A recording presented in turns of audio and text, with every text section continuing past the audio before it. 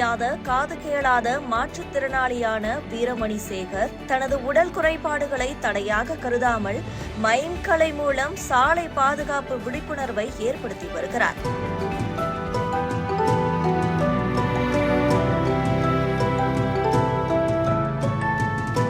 தனியார் வங்கி ஊழியரான வீரமணி சேகர் ஒருமுறை தனது மகளுடன் இருசக்கர வாகனத்தில் சென்றபோது நேர்ந்த சிறிய விபத்தே இவரை இந்த பணிக்கு தூண்டியுள்ளது.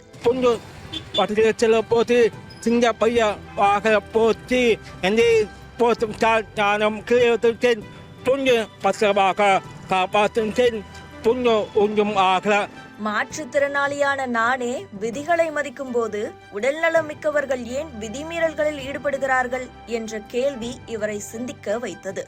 அதன் விளைவாக தோழன் அமைப்புடன் இணைந்து விழிப்புணர்வு பணிகளை தொடங்கினார் வீரமணி.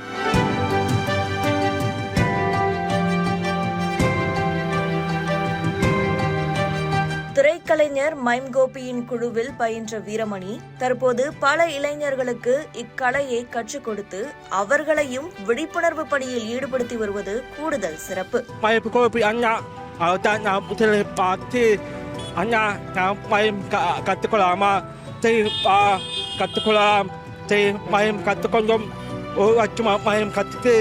அப்படியே பழக்கமாக பாதுகாப்பு கலை எனக்கு வார இறுதி நாட்கள் மற்றும் விடுமுறை நாட்களில் அம்பத்தூர் மற்றும் சென்னையின் முக்கிய சாலை சந்திப்புகளில் செல்வோர் வீரமணி சேகரையும் அவரது குழுவினரையும் சந்தித்திருக்கலாம். முகத்தில் ஒப்பனை போட்டுக்கொண்டு கருப்பு ஆடையுடன் தோன்றும் இவர்கள் சிக்னல்களில் வாகனங்கள் நிற்கும் குறுகிய நேரத்தில் சாலை விதிகள் குறித்தும் சாலை பாதுகாப்பு குறித்தும் கழுத்தில் பதாகைகள் அணிந்து மைம் கலை மூலம் விழிப்புணர்வு ஏற்படுத்தி வருகின்றனர். தலைக்கவசம் அணிவதன் அவசியம், குடிபோதையில் வாகனம் ஓட்டுவதை தவிர்த்தல், வாகனம் ஓட்டும் போது செல்போன் பேசுவதை நிறுத்துதல், இருக்கை பட்டை அணிதல் உள்ளிட்டவை எத்தகைய அவசியமானது என்பதை தங்கள் சைகைகளின் மூலம் வாகன ஓட்டிகளுக்கு கடத்தி வருகின்றனர். வானிலை எதுவாக இருந்தாலும் தனது சமூக பணிக்கு வீரமணி விடுமுறை அளிப்பதே இல்லை. சாலைகள் மட்டுமின்றி பள்ளி, கல்லூரி மற்றும் தொழிற்சாலைகளுக்கும் சென்று மாணவர்களிடமும் தொழிலாளர்களிடமும் மைம் கலை மூலம் சாலை விதிகளை விளக்கி வருகிறார் அவர். இது வந்து வீக்லி 2 days பண்றாரு. 2 நாள் லீவு, ஒரு நாள்ல இருந்து ஒரு 6 மணி வரையும் தான்.